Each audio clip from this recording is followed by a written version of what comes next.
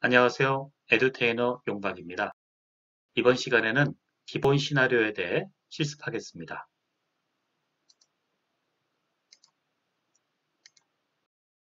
기본 시나리오는 6개의 시나리오로 구성되어 있습니다. 기본 시나리오를 실습하면서 브라이틱스 사용법을 익히는 것을 목표로 합니다. 데이터 입출력, 그래프, 데이터 읽기, 통계 요약, 필터 함수, 그리고 데이터 저장 및 모델의 복사, 저장 순으로 실습합니다. 실습 데이터는 샘플 아이리스가 되겠습니다. 시나리오 1번 데이터 입출력입니다. 브라이틱스는 레파지토리라 불리는 데이터 저장 공간에 데이터를 저장하고 있습니다. 이 레파지토리에서 로컬 PC로 데이터를 내려받고 로컬 PC에 있는 데이터를 레파지토리로 업로드하는 것을 실습합니다. 교재에 나와 있는 대로 순서적으로 진행하면 됩니다. 오프라인 교육에서는 2분 드립니다. 여기서 잠깐 데이터를 다운로드할 때는 간단하게 한 번 클릭으로 되는데 데이터를 브라이틱스에 업로드할 때는 3단계를 거치게 됩니다.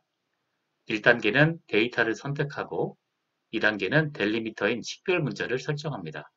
그리고 마지막 3단계에서는 컬럼의 포맷을 설정합니다. 먼저 모델을 하나 만들겠습니다.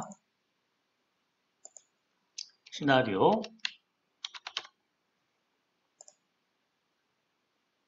데이터 작업을 하기 위해서는 오른쪽 함수 날개창에서 이 데이터 탭을 써야 됩니다. 그래서 모델 하나가 열려야 쓸 수가 있습니다.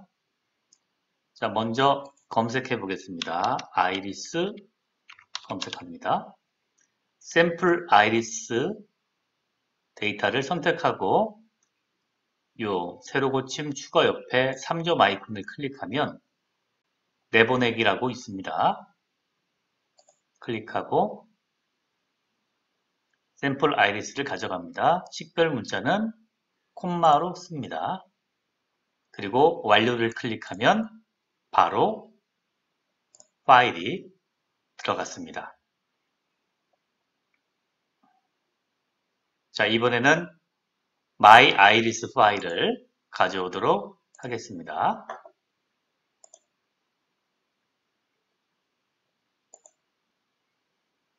다운로드 폴더에 my iris 파일이 있습니다. 이곳을 가져와 보도록 하겠습니다. 또는 이렇게 이름을 바꿔서 작업을 할 수도 있습니다.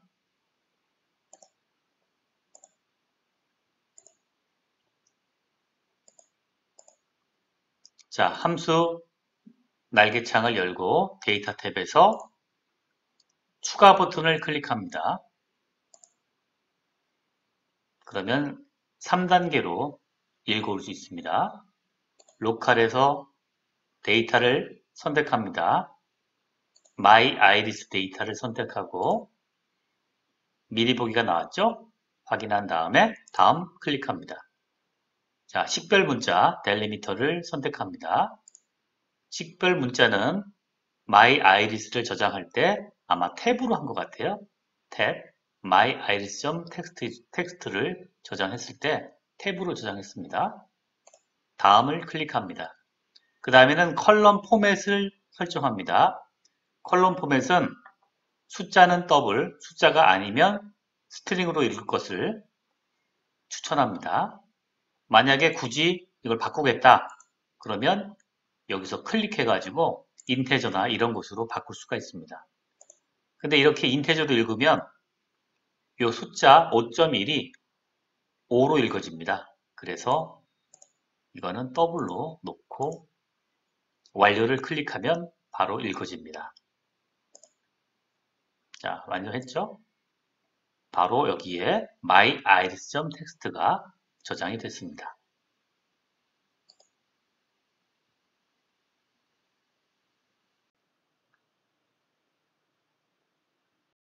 시나리오 2번은 그래프를 그려보는 것입니다. 이미 두 번째 그래프 편에서 학습하신 내용입니다. 모델 에디터에서 아이리스 데이터를 읽어드려 그래프를 그려보시기 바랍니다. 가이드를 따라 순서대로 진행하면 됩니다. 오프라인에서는 2분 드립니다. 두 번째 시나리오 들어가겠습니다. 더블 클릭해서 먼저 데이터를 읽어옵니다. My Iris를 읽어오겠습니다. 확인, 런 버튼까지 클릭해서 데이터를 읽어옵니다. 자, 이제 그래프를, 차트를 이용해서 그리도록 하겠습니다. 차트 세팅에서 테이블을 스캐터 플롯으로 바꿔주면 이렇게 차트가 스캐터 플롯이 나오고요.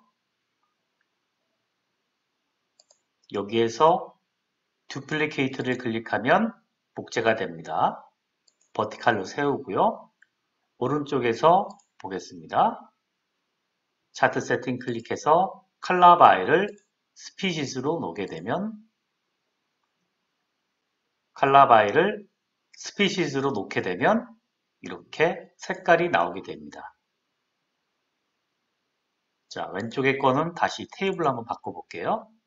테이블로 바꾸면 150개의 데이터가 들어있는 것을 알 수 있습니다. 여기에도 150개라고 써있죠. 그 다음에 이렇게 클릭해주면은 Ascending, Descending, 원래대로 이런 식으로 소팅 기능도 가지고 있습니다. 자, 이 그래프에서 어떤 게 가장 직선관계가 강할까요? 둘 비교를 하면 됩니다. 먼저 버스칼러랑 비교를 하면은 세투사가 좀 더 직선에 모여 있는 것으로 나오고요. 그 다음에 버지니카랑 비교를 해도 세토사가 좀 더 모여 있는 것으로 나옵니다. 그래서 세토사가 직선 관계가 가장 강하다라고 그래프 분석으로 판정할 수가 있습니다. 3번 시나리오는 통계 요약 함수를 사용해 보는 것입니다. 1번 시나리오에서 레파지토리에 업로드한 My Iris 데이터를 사용하여 통계 서머리 함수로 분석해 봅니다. 로드 함수로 데이터 읽어오기 함수로 My Iris 데이터를 불러오고 그 옆에 통계 요약 함수를 배치한 후 함수창의 속성창에서 함수의 파라미터 값을 세팅하고 실행합니다. 가이드를 따라 한번 해보시기 바랍니다. 오프라인에서는 2분 드립니다. 세 번째 시나리오 들어갑니다. 세 번째 시나리오는 스태티스틱 서머리를 해보는 겁니다. 더블 클릭해서 통계, 여기 있을 것 같아요. 통계 요약 함수, 스태티스틱 서머리 함수를 배치를 합니다. 인풋 컬럼으로는 세팔랭스, 세팔위스 잡아주고요. 그 다음에 타겟 스태티스틱, 구하고자 하는 통계치가 뭐냐? 스태티스틱, 정확한 용어로는 통계량이라고 부릅니다. 통계치가 뭐냐? 평균, 에버리지, 그리고 스탠다드 디비에이션, 모집단의 표준 편차가 되겠습니다. 런 버튼 클릭하면 바로 답을 구해줍니다. 이렇게 답이 나왔죠. 그 다음에 여기 늘릴 수도 있고요. 컬럼을 자릿수를 지정하라고 되어 있어요. 현재 자릿수가 아마도 12개일 겁니다. 12개 자릿수를 바꾸는 걸 보겠습니다. 어떻게 하느냐? 차트 세팅에 가면 됩니다. 여기에서 테이블로 있을 때 여기 포매터라는 게 나옵니다. 포매터 아무것도 없죠? 여기서 플러스를 눌러야 돼요. 플러스를 누르면 컬럼 하나가 추가되고 또 클릭하면 컬럼 하나가 더 추가됩니다. 자, 보세요. 컬럼을 에버리지로 잡습니다. 그 다음 넘버를 2로 잡습니다. 됐죠? 이미 에버리지가 소수점이 두 자리로 바뀌었습니다. 그 다음 나머지 스탠다드 디비에이션은 컬럼을 4자리로 잡습니다. 자, 이렇게 바뀌었죠? 그 다음 추가적으로 넘버라고 하는 부분에 엑스포넨셜로 누르면 2의 마이너스 몇 습 이렇게 나오죠? 이거를 사이언티픽 포맷, 과학적 포맷이라고도 부릅니다. 이렇게 사이언티픽 포맷으로 바꿀 수도 있습니다.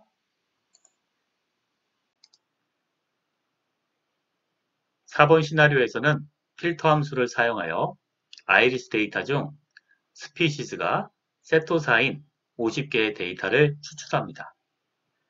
필터 함수를 배치하고 필터 조건에 스피시스는 세토사를 지정합니다. 여기서 스튜디오의 경우 싱글 코테이션 마크를 사용하는 것을 주의해야 합니다. 가이드를 따라 해보시기 바랍니다. 오프라인에서는 2분 드립니다. 4번 시나리오는 필터 함수를 배치하는 겁니다.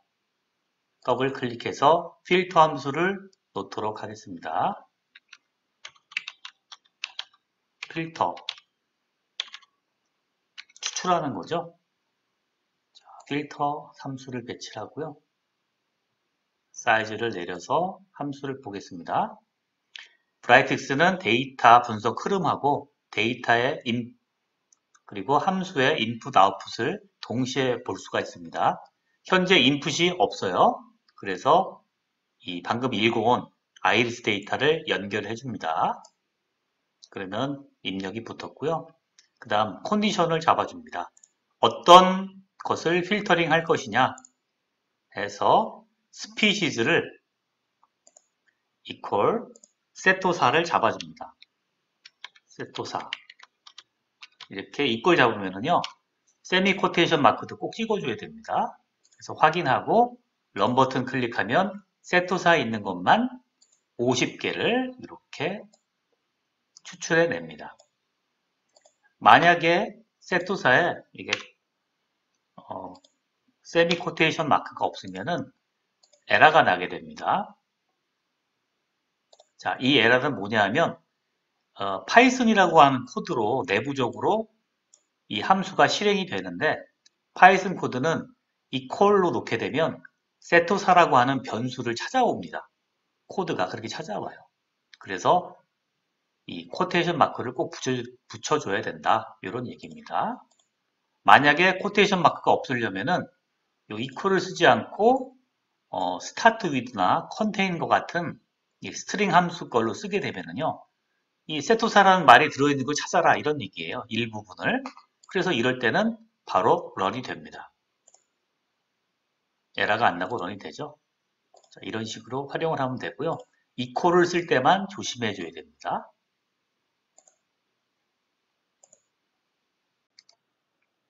시나리오 5번입니다. 분석 결과로 나온 데이터를 나중에 다른 모델에서 사용하려면 레파지토리에 저장해 놓으면 됩니다. 이때 쓰는 함수는 브라이틱스 스튜디오의 onload 함수입니다. onload 함수를 필터 함수 오른쪽에 배치하고 프로퍼티 패널에서 속성 패널에서 패스를 적절히 지정하면 됩니다. 그런데 에듀케이션 버전은 6월 현재 이 onload 함수가 없습니다. 그래서 다른 방법을 사용합니다. 분석 결과 데이터를 로컬 PC로 이 다운로드를 클릭해서 저장한 후에 이 데이터를 레파지토리에 애드하는 방법을 쓰면 됩니다. 파일의 이름은 세토사.txt로 하겠습니다. 자, 이번에는 필터로 나온 함수의 결과를 브라이틱스 레파지토리에 저장해 보겠습니다. 레파지토리에 저장할 때는요, onload 함수를 사용합니다. onload 함수. 자, 그런데 에듀케이션 버전에는 onload 함수가 아직 없습니다.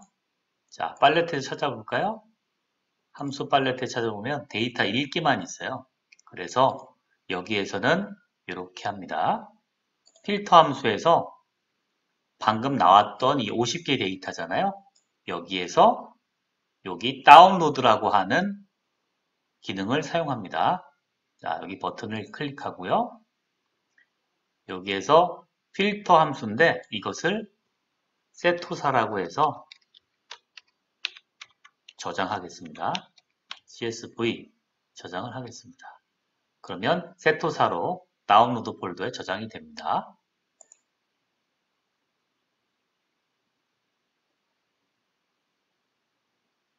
자, 저장이 됐고요. 그 다음에 이 세토사라고 하는 데이터를 데이터에서 추가해 보도록 하겠습니다. 추가, 로컬. 자, 방법은 아까 나왔던 거랑 같습니다. 세토사 클릭하고요. 그 다음에 다음, 콤마가 맞네요. 다음, 그리고 더블 스트링 맞죠? 확인까지 하면 데이터가 들어왔습니다. 자, 이 데이터는 종합 시나리오에서 다시 사용할 겁니다. 새로 고침 해볼까요? 그 다음에 세토사가 있나 확인해 보겠습니다. 그러면 세토사.csv가 저장이 된 것을 알 수 있습니다. 시나리오 6번에서는 완성된 모델을 저장, 복사하는 방법을 연습하겠습니다. 이 작업은 프로젝트 뷰에서 수행됩니다. 왼쪽 상단에 브라이틱스 스튜디오를 클릭하여 이동합니다. 작성된 모델을 PC에 저장하려면 모델 리스트에 내보내기 기능을 실행하면 되고, 모델을 프로젝트에 복제하려면 복사 기능을 실행하면 됩니다. 그리고 저장된 모델은 불러오기 기능을 사용하여 불러올 수 있습니다. 브라이틱스 화면을 통해 같이 학습해 보겠습니다. 자, 이번에는 여태까지 만든 모델을 저장하는 방법, 백업하는 방법을 알아보도록 하겠습니다. 이 작업을 위해서는 브라이틱스 스튜디오를 눌러서 프로젝트 뷰로 와야 됩니다. 자, 먼저 프로젝트를 하나 만들어 볼게요. 프로젝트 2 이렇게 만들면 아무것도 없는 새로운 프로젝트가 만들어졌습니다. 자, 아무것도 없죠? 자, 내꺼 프로젝트에서요. 시나리오를 방금 만들었잖아요. 이것을 프로젝트 2로 카피해 보도록 하겠습니다. 여기 복사라고 있습니다. 복사 클릭합니다. 그러면 시나리오 카피라고 붙고요. 어디로 보낼 거냐 나옵니다. 이것을 프로젝트 2를 선택해주고 확인을 클릭합니다. 클릭. 자, 그러면 프로젝트에서 플러스 1로 바뀌었죠? 자, 보겠습니다. 프로젝트 2에 보니까 시나리오 카피라는 모델이 복제가 됐습니다. 자, 보세요. 물론 데이터는 없고 이렇게 프로퍼티만 이렇게 카피가 된 것을 알 수가 있습니다. 나중에 런 하면 되겠죠? 그러면 데이터가 채워지죠.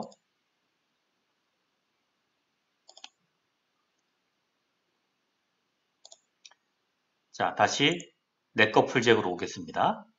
자, 이번에는 시나리오를 PC에 파일로 저장해 보겠습니다. 그때 사용하는 것은 내보내기입니다. 내보내기에서 여기서 확인을 클릭하면 시나리오.json이 여기 이렇게 카피가 된 것을 알 수 있습니다. 폴더 열기 해보면 시나리오가 카피가 됐죠. 자, 이번에는 프로젝트 2로 가서요. 방금 전에 PC로 저장된 시나리오를 가져와 보도록 하겠습니다. 이때 사용하는 것이 이 가져오기라고 하는 아이콘입니다. 클릭해주고 파일 선택 갑니다. 시나리오라고 있죠? 여기에 선택해주고요. 열기 클릭합니다. 그러면 들어왔죠? 확인 클릭하면 바로 읽어옵니다. 역시 마찬가지로 똑같은 성격으로 들어가 있죠. 프로퍼티가 다 속성들이 다 같고 데이터는 없습니다. 요거는 뭐 이렇게 런 버튼 클릭해주면 런이 되겠죠.